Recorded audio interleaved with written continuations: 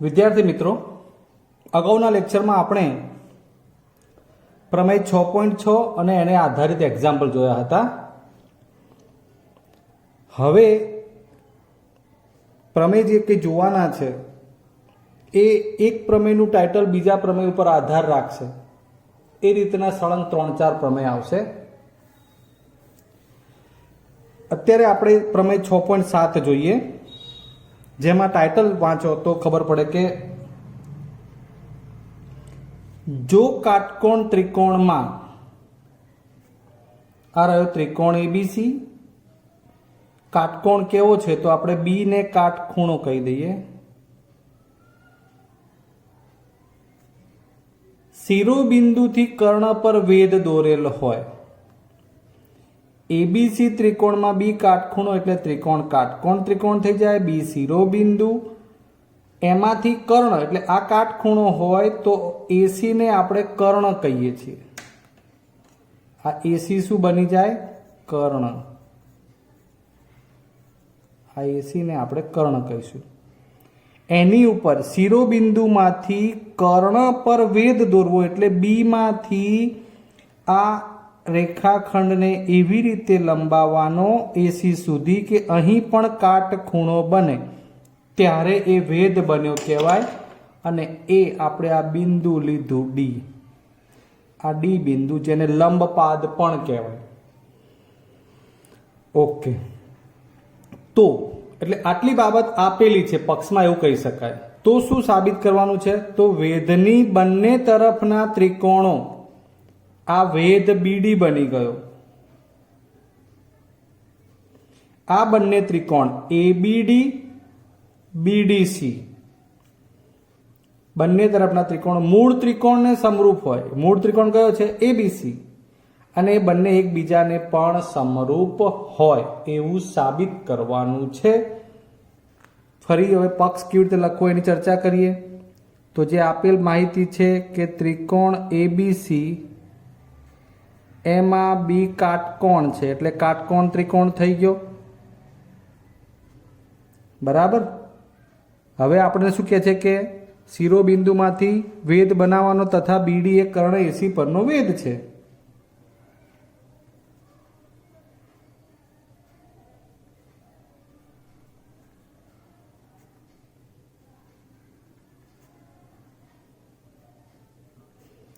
તમારે કદાચ એવું ના લખવું હોય ને, આવું લખવું હોય તો પણ ચાલે. જ્યાં ડી એ એસીનું બિંદુ છે એટલે એસી પર આવેલું છે. આટલી બાબત આપેલી હતી એટલે પક્ષ થઈ ગયું. સાબિત કરવાનું છે એ પરિણામ બંને ત્રિકોણો સમરૂપ એટલે એબીડી અને ડીબીસી. તો ત્રિકોણ એબીસી મૂળ ત્રિકોણ સાથે આપણે ત્રિકોણ સમરૂપ લેવા હોય તો ત્રિકોણ એડીબી અને મૂળ ત્રિકોણ સાથે બીજો ત્રિકોણ બને બીડીસી. એડીબી એકવાર આમ અંદર ગયા, બીજી વાર ત્યાંથી બહાર આવવાનું, બીડીસી. આ બંને આખો એબીસી લખ્યું છે મૂળ ત્રિકોણ સાથે સમરૂપ અને બંને પણ પરસ્પર સમરૂપ એટલે કે ત્રિકોણ એડીબી સમરૂપ ત્રિકોણ બીડીસી. ફરી વાર સમજી લો, આ વેધથી આ બે જે ત્રિકોણ બન્યા એડીબી બીડીસી એ બંને પરસ્પર સમરૂપ અને એ બંને ત્રિકોણો એટલે કે એડીબી અને બીડીસી એ મૂળ ત્રિકોણ એબીસી ને પણ સમરૂપ થાય. આટલી વિગતો. ને આવું ના લખવું હોય તો તમે આવું સળંગ એક જ માં લખી શકો કે એબીસી સમરૂપ ત્રિકોણ એડીબી સમરૂપ ત્રિકોણ બીડીસી, તો પણ ચાલે. ક્લિયર? હવે આપણે સાબિતી ઉપર ફોકસ કરીએ.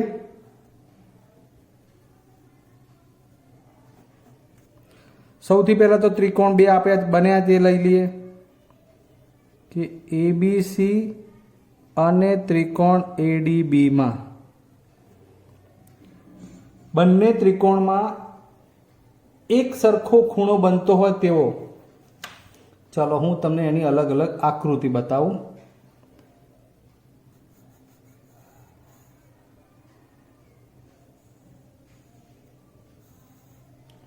આ આપણો ત્રિકોણ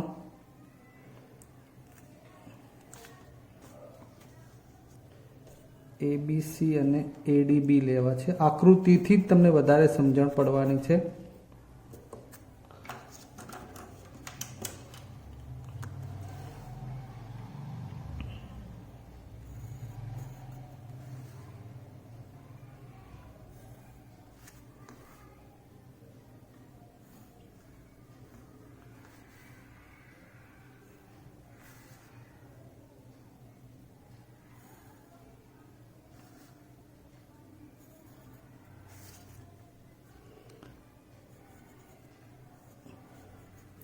આ એબીસી અને આ એબી ડી અહીંયા કાટખૂણો છે. આ બંને ત્રિકોણમાં એક સરખો ખૂણો હોય તેવો કયો બને? તો કે એ. બંનેમાં છે ને એક સરખો. ઓકે, એટલે સૌથી પહેલું આપણું એક કામ થઈ શકે કે બીએસી અને ડીએસી સરખા થાય, ડીએબી. હવે આ સિવાય બંનેમાં એક એક કાટખૂણો પણ છે. અહીં જુઓ તો આ આખો એબીસી એટલે આ કાટખૂણો બને, અને અહીંયા વેધ લો એટલે બંને બાજુ કાટખૂણા બને, એટલે એડીબી આ પણ કાટખૂણો થયો. ખ્યાલ આવ્યો? એટલે ખૂખું શરત લગાડવાની થશે. તો એના માટે લખીએ. આટલી આકૃતિ ઉપરથી સમજેલા હશો તો તમારી જાતે લખી શકો તમે કે ખૂણો બીએસી બરાબર અહીંયા એ, તો અહીંયા કેવી રીતે લખો? તો બીએડી લખો અથવા ડીએબી લખો. એક જ ખૂણો, બીજું કાટખૂણા બને છે તે, તો એબીસી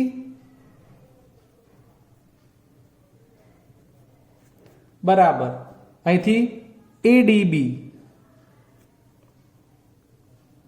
3 અક્ષરમાં લખો એટલે ખાસ ધ્યાન, કાટખૂણા. આમ એક ત્રિકોણના 2 ખૂણા બીજા ત્રિકોણના અનુરૂપ 2 ખૂણા એકરૂપ થઈ ગયા માટે ખૂખું શરત મુજબ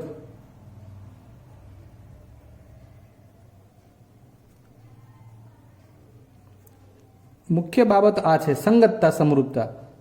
ત્રિકોણ એબીસી સમરૂપ ત્રિકોણ એડીબી. આપણું આ પહેલું પરિણામ સાબિત થઈ ગયું, એબીસી અને એડીબી. ઓકે, હવે એક વખતે એડીબી ત્રિકોણ લીધો, હવે આપણે આ ડીબીસી ત્રિકોણ લઈએ, એના માટે આકૃતિ બનાવી લઈએ.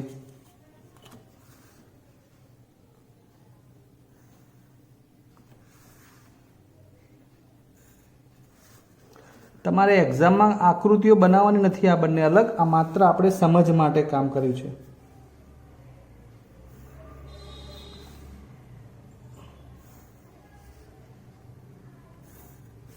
આખો ત્રિકોણ એબીસી અને આ લઈએ હવે ડીબીસી.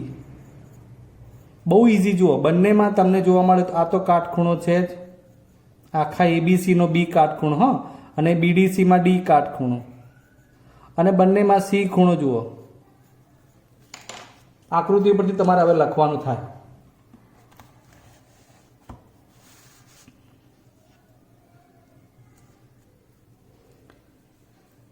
હવે ત્રિકોણ એબીસી અને ત્રિકોણ ડીબીસી અથવા તો બીડીસીમાં, ચલો પહેલા એના માટે એક જ ખૂણો કયો છે? સી માટે લખવું છે, તો એસીબી બરાબર ડીસીબી. બોલો કે બીસીડી. આને બીસીડી લખો કે ડીસીબી, પણ સી વચ્ચે આવવો જોઈએ. એક જ ખૂણો. હવે બીજું કાટખૂણા માટે એબીસી બરાબર અહીંયા ડી વચ્ચે આવવો જોઈએ, બીડીસી.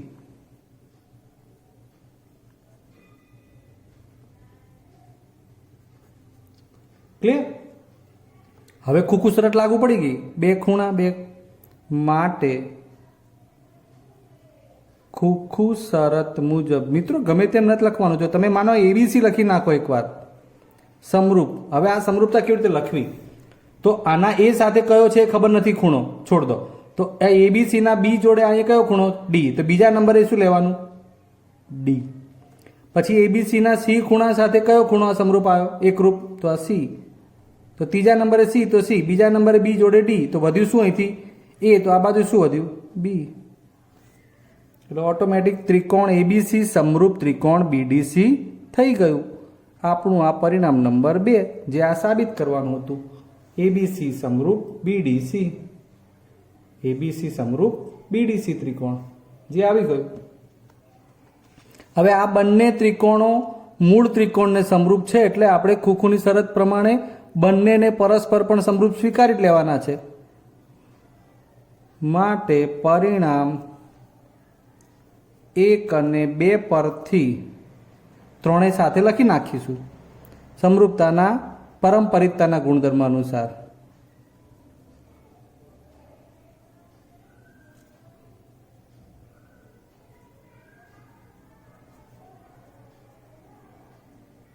નિયમ અનુસાર ત્રણેય સળંગ આ આપણો મૂળ ત્રિકોણ એબીસી સમરૂપ ત્રિકોણ એડીબી સમરૂપ ત્રિકોણ બીડીસી.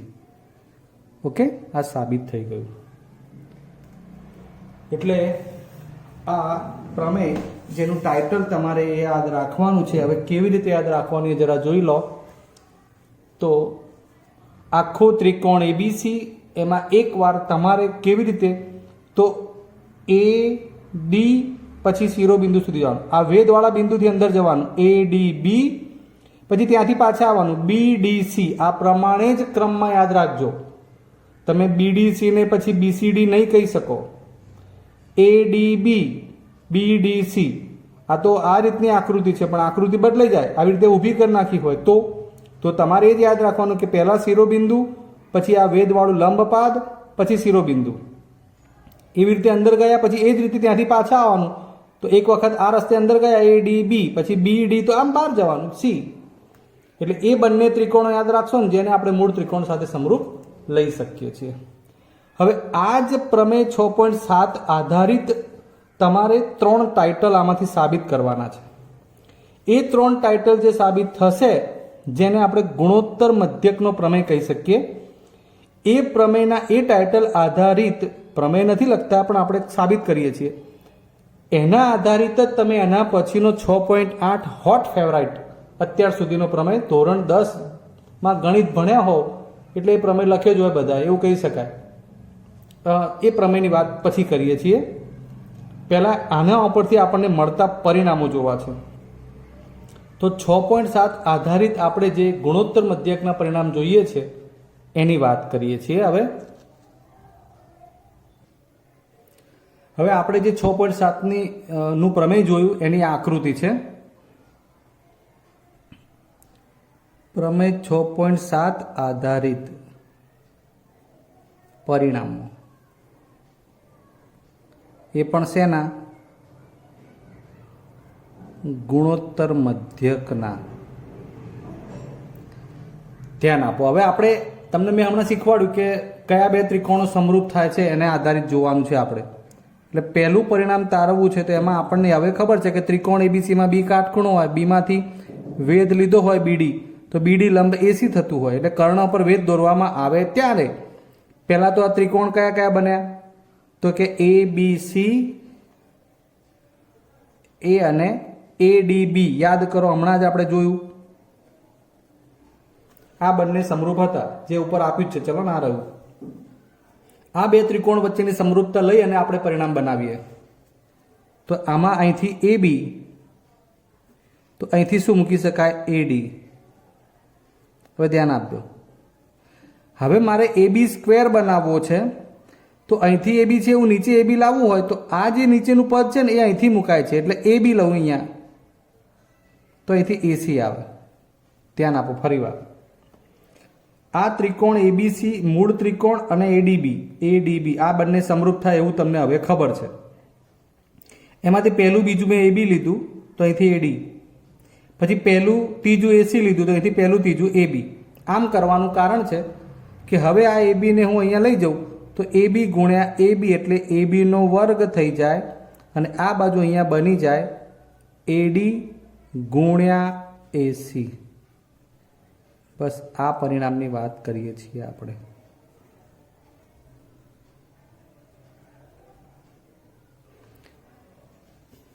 બીજું પરિણામ બનાવવું છે.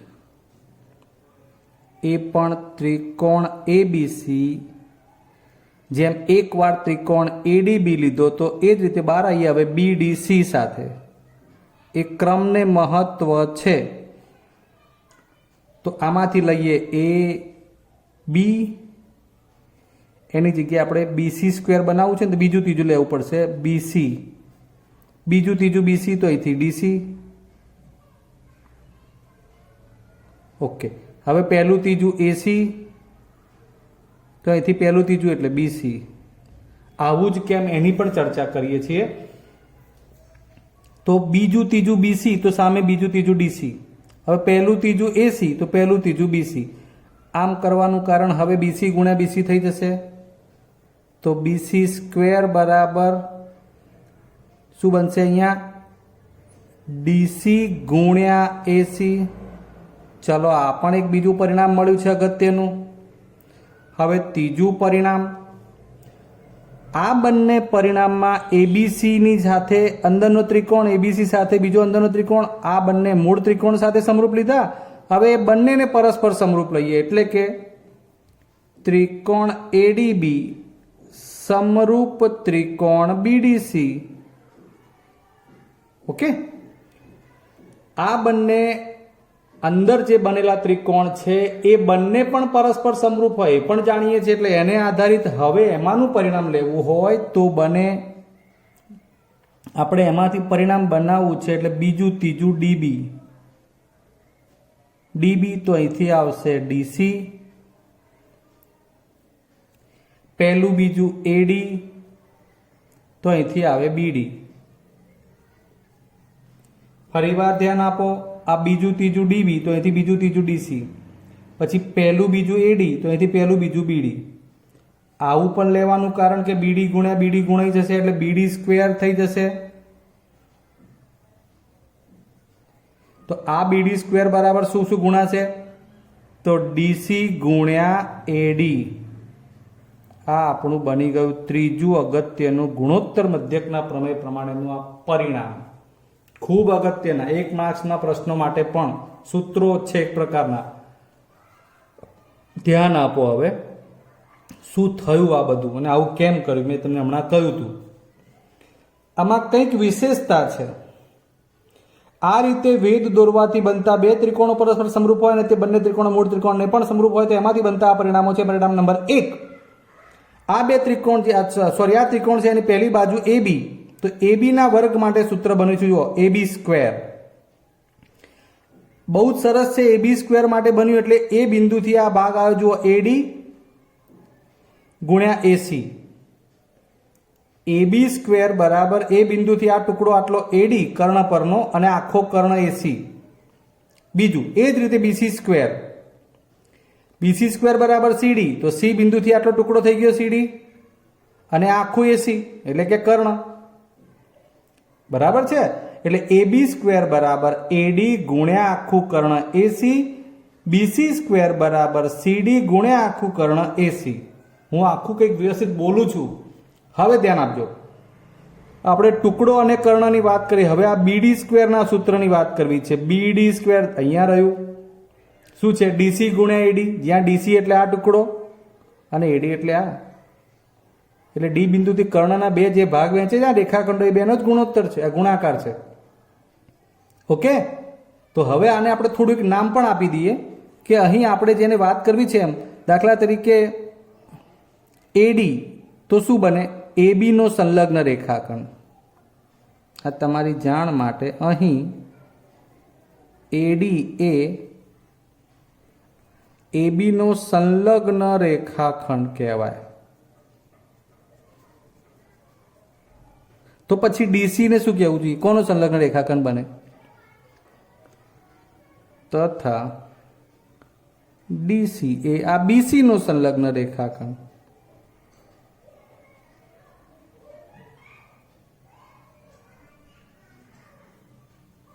મૂળ બાબત ધ્યાન રાખો, આકૃતિ આડી ઊભી ગમે તે રીતે બનાવેલી હોય આપણને તો એની ઉપરથી આવડવું જોઈએ. ફરીવાર ચર્ચા કરી લઈએ. આ બે પ્રમેયમાં બંને ત્રિકોણો વચ્ચેની સંગતતાની, સમરૂપતાની અને આ સૂત્રની. તો સૌથી પહેલા તો કે કાટકોણ ત્રિકોણમાં જે શિરોબિંદુ છે તેમાંથી કર્ણ ઉપર વેધ બનાવ્યો હોય તો બનતા બંને ત્રિકોણો મૂળ ત્રિકોણને સમરૂપ હોય અને એ બંને ત્રિકોણો પરસ્પર સમરૂપ હોય એવું પ્રમેય 6.7 કહે છે. એની ઉપરથી આપણે સૂત્રો બનાવ્યા હતા કે એમાંની આ કાટખૂણાના શિરોબિંદુ સુધીની બાજુ એટલે એ બાજુનો વર્ગ, એક બાજુનો આ વર્ગ બરાબર એ બાજુનો સંલગ્ન રેખાખંડ અને ગુણ્યા કર્ણ. એવી રીતે બીજી બાજુનો વર્ગ બરાબર એ બાજુનો સંલગ્ન રેખાખંડ ગુણ્યા કર્ણ. અને વેધ પોતે તો વેધનો વર્ગ છે બીડી સ્ક્વેર, વેધનો વર્ગ બરાબર કર્ણના બંને રેખાખંડોનો ગુણાકાર. હું જે કંઈ પણ ગુજરાતી બોલી ગયો એ તમારે રિપીટ કરી અને યાદ કરવું પડે. બરાબર, બાજુનો વર્ગ બરાબર એનો સંલગ્ન રેખાખંડ ગુણ્યા કર્ણ અને વેધનો વર્ગ બરાબર કર્ણના બંને રેખાખંડોનો ગુણાકાર. ક્લિયર? એ પ્રમાણે આ ગુણોત્તર મધ્યકના સૂત્ર યાદ રાખશો તો જ હવે પછીનો પ્રમેય જે આપણે સાબિત કરવાનો છે એમાં એનો ઉપયોગ કરી શકાશે. આવતી વખતે મળીશું. અત્યારે રજા લઈએ. જય હિન્દ.